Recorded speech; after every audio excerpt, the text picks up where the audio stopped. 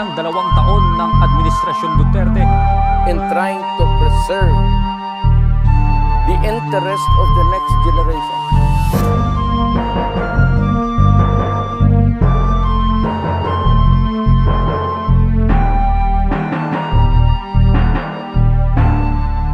Itong nagmalasakit, ikaw pa ang masama. Wala silang alam, ikaw itong rason ba't bumaba.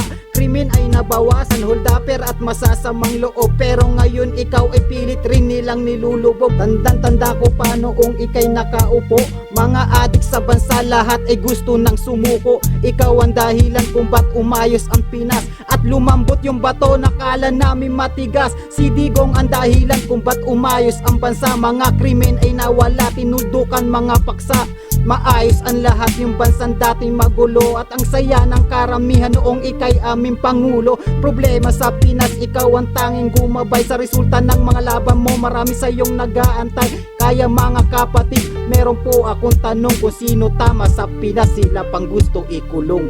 Duterte kailanman mula noon hanggang sa dulo. Duterte walang iba, nag-iisa aming pangulo. Ikaw ang nag-angat sa bansa natin Pilipinas, pero ngayon tiglalugmok unti-unti ng Pilipinas. Duterte kailanman mula noon hanggang sa dulo. Duterte walang iba, nag-iisa aming pangulo. Ikaw ang nag-angat sa bansa natin Pilipinas, pero ngayon tiglalugmok unti-unti ng Pilipinas. Madami ang nagalit, madami din naging hadlang, pero para sa karamihang gawain niya ay dapat lang mga salot. Nakawatan lahat sila, biglang nagtago. Krimen na nangyayari tila ay biglang naglaho. Ikaw ang presidente, wala nang dapat patunayan. Ang asul, pulat, dilaw ay lalo mo pang kinulayan.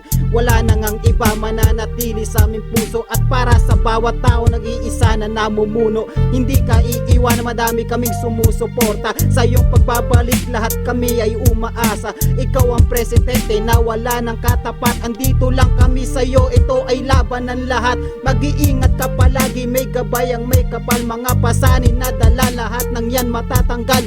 Sulido makadigong ibang klase kapag Duterte na nag-iwan ng mensahe, kaya pakinggan yung maigi.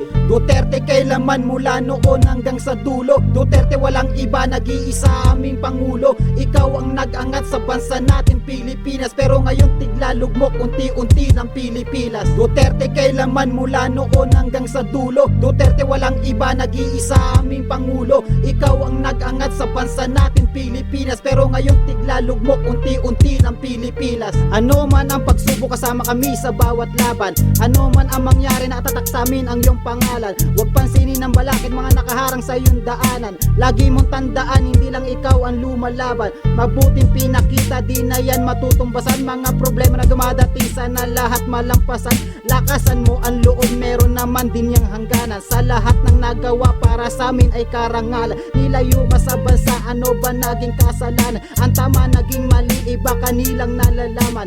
Lumipas man ang taon, hindi na yan matatawaran. At kailan makakamit hangad natin na kalayaan?